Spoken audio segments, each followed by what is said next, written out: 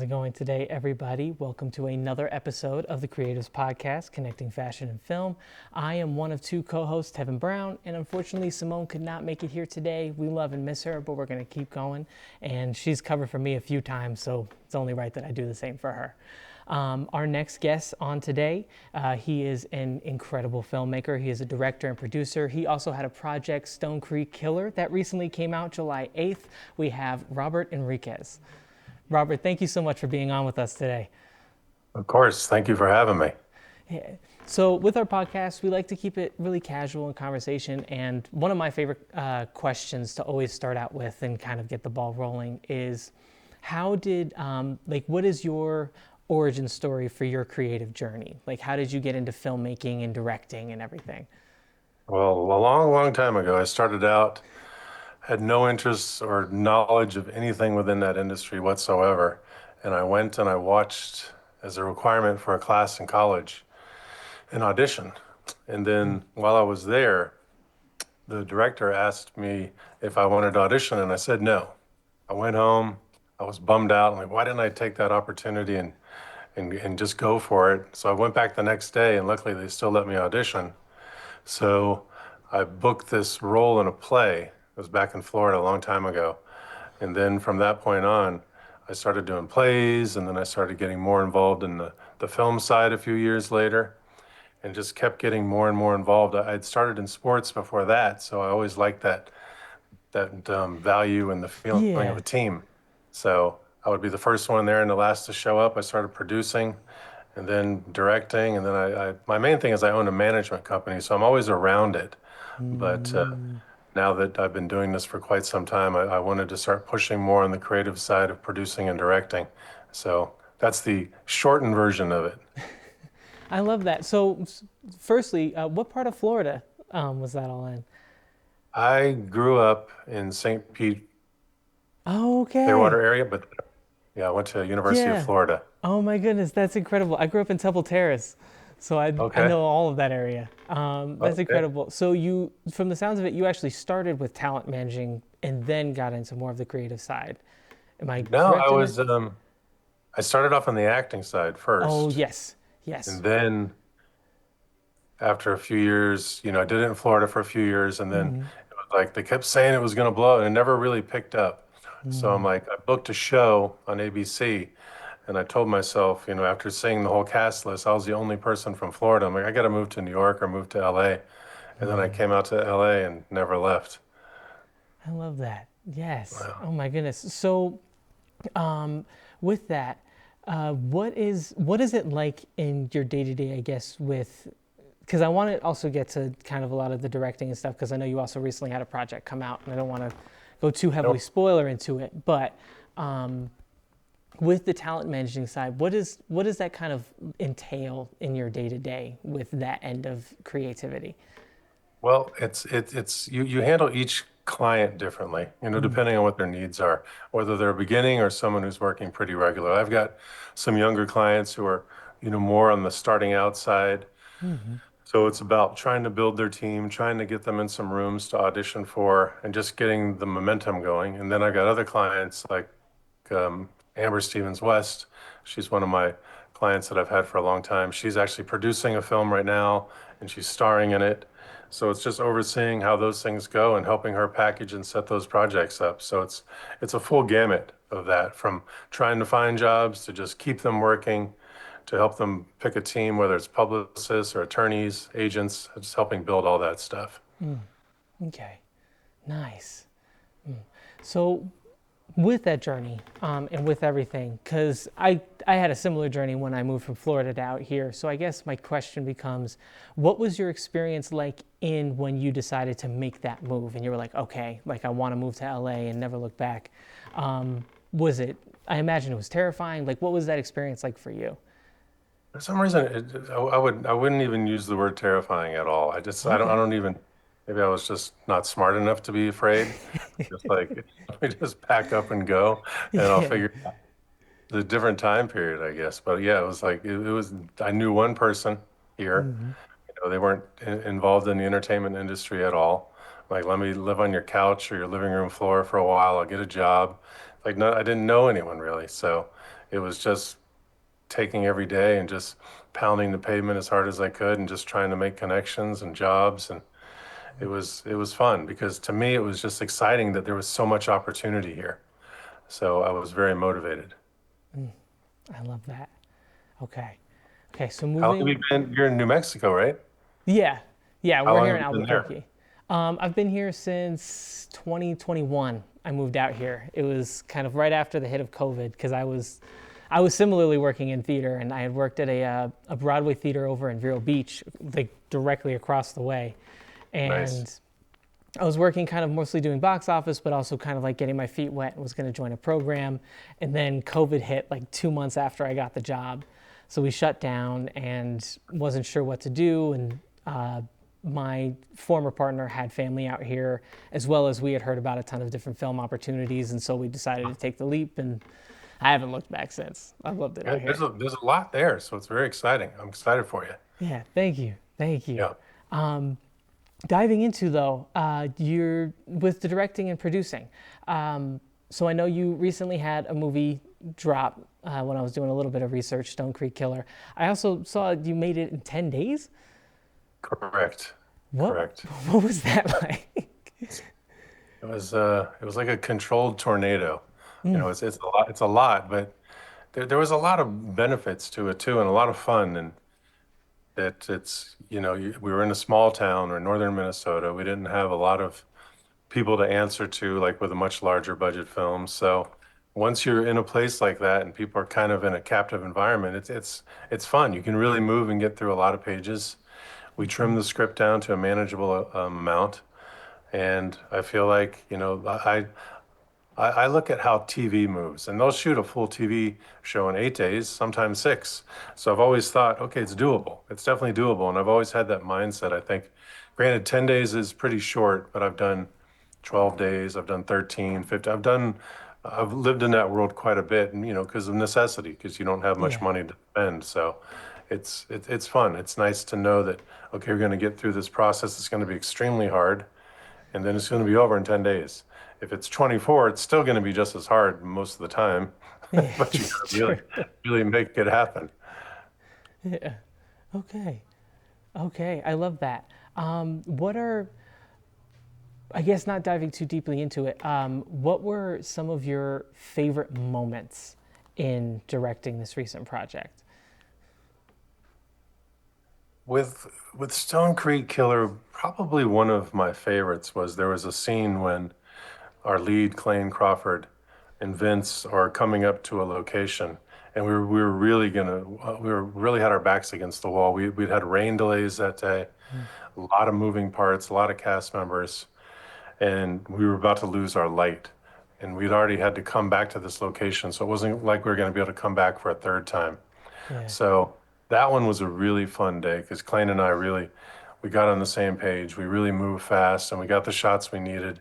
And it was, again, it tied back to that value I had in sports is that same thing. We all worked together and we all accomplished it. And it was a lot of fun. It was like a FIFA moment. Yeah. Okay. Nice. Got to get that in there. Yeah. I love that World Cup going on and everything. Yeah. I was going to mention too, in regards to Stone Creek, we released July 8th, but that was in Australia and New Zealand. We Oh, okay. released in the United States Thanksgiving weekend. Oh, nice. Okay. Yeah, and then another film that I produced recently, we just released about 2 months ago called Rolling. Rolling. Okay. I've been Tell, lucky to be in a place where I got two films out right now. yeah. Congratulations on both. Oh my Thank you. goodness. Thank That's you. like a whole beast. What was that like? I guess, were they kind of like, I imagine they were in production roughly at the same time. I know you had like director, producer hat in one and sounded like producer in the other. What was that like kind of trying to juggle them, whether they were next to each other or right on top of each other? Yeah, there was some overlap with things, especially with the marketing side. Hmm. And then, as far as marketing goes, I did another film called Cash for Gold, and we actually released that last year in January. So there was a lot of crossover trying to push the different projects. And because they're different genres, they have different audiences that we're trying to push in our marketing efforts. But to me, it's fun when you have a lot of, they say it's a good problem to have. So It's one of Yeah. those things to me that I get excited when there's a lot to do. If there's not a lot to do, then I get a little bummed out because then I'm mainly sitting at a desk all day looking at a screen, and that's not as much fun. Yeah. No, I get that. Okay. With the, what was the second project called? Rolling? Rolling. Yeah, Just rolling. Okay. rolling. Without spoilers, what is that one about? That one is it's like a caper action romance kind of a film. Okay. The director on that, Robert Debuchet, he was, speaking of the crossover, he was my editor on Stone Creek Killer as well, Nice. and the film Cash for Gold. But this one, I was like, look, I'm going to help support you any way I can. You direct this one, and he did such an amazing job with his partner Ethan Spotts on that. And that one is about these two young females who their landlord raises the rent on them, and they go to confront the landlord, and some bad things happen. They end up way over their heads. They end up with these drugs that they find, and they go out into the city of LA to try to find ways to sell these drugs and make some money. You know, something that we've all been in that situation. Oh, yeah. Yeah. I love that. And it's a vastly different movie from Stone Creek Killer. Okay. Yeah, So, very much. my follow-up question, do you have a preferred genre that you love working in like the creative side, or do you kind of love being able to do so many different things at once? It's I I do like thriller. I do like Yeah. thriller. It's a little stressful in knowing that you got to keep a lot of secrets, but you got to keep moving the story forward without ruining it. Hmm. They're easier, you know, to get finance, and that's a big plus. But I like them, and I like watching them.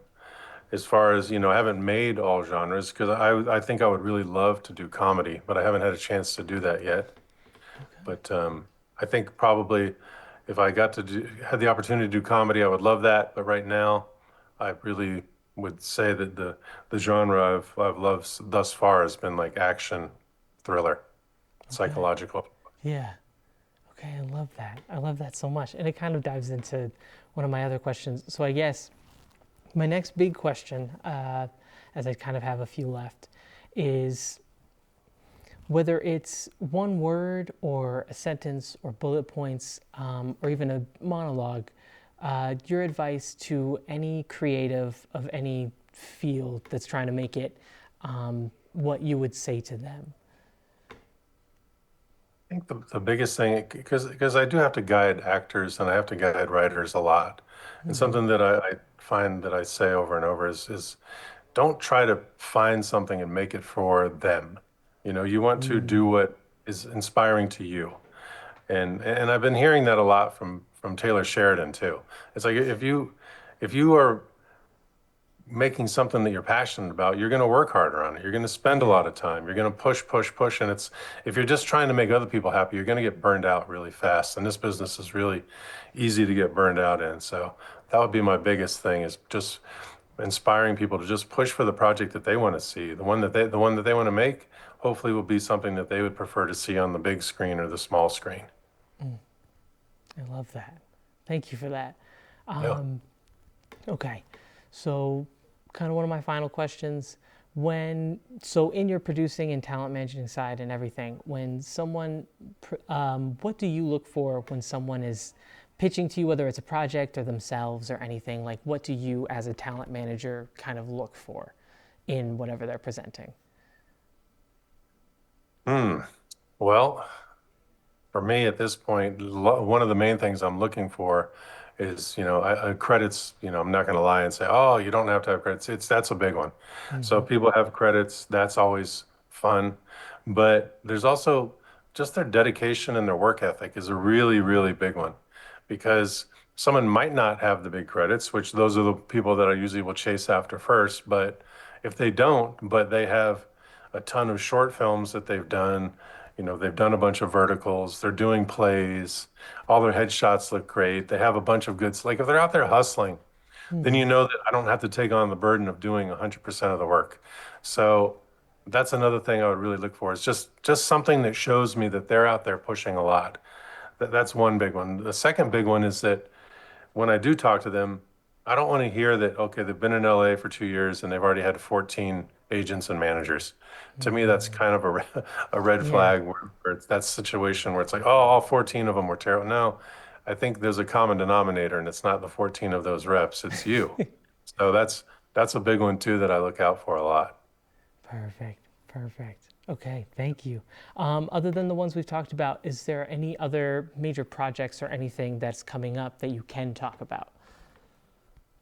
I've been focused on the management. I just moved over to another company called the Green Room, and that's been fun. Nice. Working with some younger managers, doing some mentoring, getting some excitement again in the industry, which finally, it seems like for us in LA, we're finally getting a little bit of momentum again.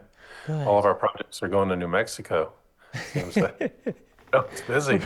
Hard But work no, is out here. I don't have anything really close in the pipeline. I've got some scripts that I'd like to get made. I have a similar true romance, action romance type project I'd like to get made, which I'd actually considered going to New Mexico because called Las Cruces, Okay. right? Las Yeah. Cruces, they have great rebates over there. Yeah. Some great rebates. I don't, is that far? How far is that from Albuquerque? Not far. I want to say it's like 20 minutes, 30, not even, Oh, depending on where wow. you're at. Yeah. It's like 3 hours. That's like 3 hours? What am I? I'm thinking of Las Lunas. Yeah. Okay. So about 3 hours from 20 here, minutes, which 3 to me hours. is not a long drive. I'm from Florida, so regardless, it's all, 3 hours? That's not even going to Miami. yeah, exactly. See, Or, a man who understands. yeah. Now, what's weird is in LA, you could be 20 minutes or 3 hours and only be going 13 miles. Yes. Depends on the traffic. The Oh, same drive. literally. Robert, thank you so much for your time today. My final question, where can people follow you when more projects are being posted and everything, find those things and follow you online? Okay, my Instagram is enriquez.robert, and that's what I use primarily for social media. And then the same thing with the management side, it's the Green Room MGMT. It's a management company, but those two, the Instagram is I'm pretty much on top of that, and I do post if things are coming up, that's for sure. Okay, awesome. Robert, thank you so much for being on today. Of course, Kevin. Thank you for talking to me. Thank you for kind of like putting us into your busy schedules because it sounds like you've got a ton of stuff going on. So we're incredibly grateful for it. Congratulations on distributing Stone Creek Killer to, you said Australia and where? Yeah, Australia, New Zealand. Australia and New We already Zealand. did Poland. I think we got Taiwan coming up. There's Nice. been a few spots, so I'm pretty excited about Yeah. it. Congratulations on that. Congratulations on Rolling as well. That sounds like an incredible film. And just overall, thank you for your time, man. Of course, Tevin, thank you so much. And I'll look you up when I hit New Mexico next. Please do. Please do. I would love to meet up. Very good. Perfect. And thank you guys for tuning into another episode of the Creatives Podcast. Once again, my name is Tevin Brown. I would like to thank our incredible producer, DanGil, for all that he does for this show.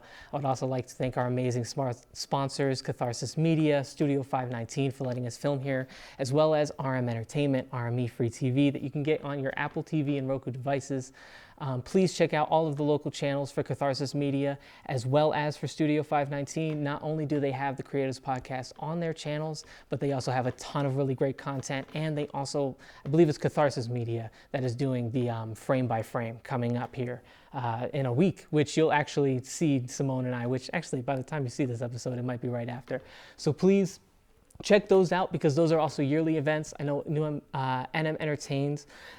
Entertainment also recently had their award show. Thank you guys so much. They voted us as the top podcast in New Mexico. We are incredibly grateful for that, incredibly grateful to even have been nominated. And just overall, thank you guys for tuning in. Thank you guys for your constant support. YouTube, please be sure to like, comment, and subscribe, especially like. YouTube's kind of changing the algorithm, so it's always weird to do the hype for that, but they have a system called Hype that makes it to push videos. You need a lot of likes. So please, takes 2 seconds, completely free. Give a like and share this out where you can, and please have a great and safe night.